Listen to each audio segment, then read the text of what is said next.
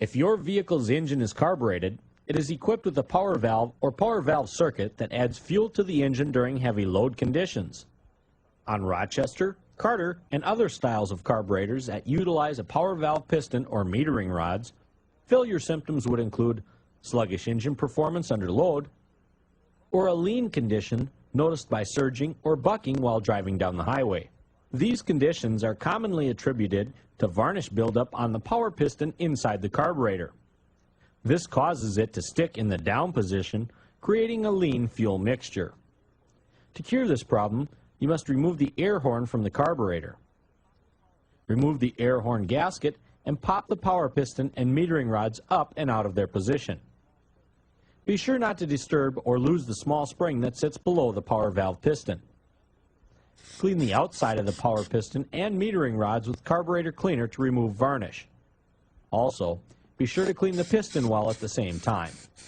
Since partial carb disassembly is required to access this style of power piston and internal varnish deposits have been found, we suggest rebuilding the carburetor at this time. You will also probably damage the air horn gasket, which can only be purchased in a complete carburetor kit. For a complete demonstration of those procedures, view our chapter on carburetor rebuilding. On Ford and Holley carburetors that utilize a diaphragm type of power valve, failure symptoms would include poor fuel economy, sluggish engine performance due to a rich fuel mixture, and even black smoke out the tailpipe. A power valve failure of this type can often be attributed to an engine backfire. This style can be replaced without complete disassembly of the carburetor.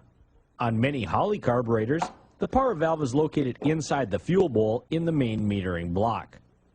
On Ford vehicles, where carburetor removal is necessary, invert the carb over a funnel and gas can to drain the fuel out of it before disassembly. Then locate and remove the screws retaining the power valve cover. Fuel deposits inside the cover are an indication of a power valve diaphragm rupture. With the cover removed, you can use a large, about 1-inch wrench to loosen and remove the power valve.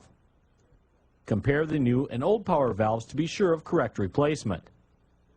On Holley performance carburetors, there will be a small 2- or 3-digit number stamped into the hex of the power valve. Make sure the number on the old one matches the number stamped into the new one. Position the new gasket on the new power valve and start it in the threads by hand to prevent cross-threading.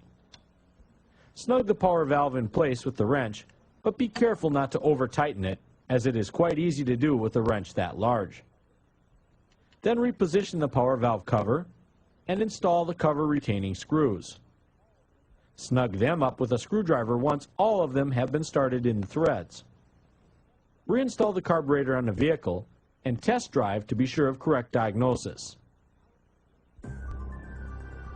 Now let's review servicing or replacing the power valve. Servicing your power valve system, if it utilizes a power piston and metering rods, commonly found on Rochester, Carter, and many import applications, requires you to partially disassemble the carburetor.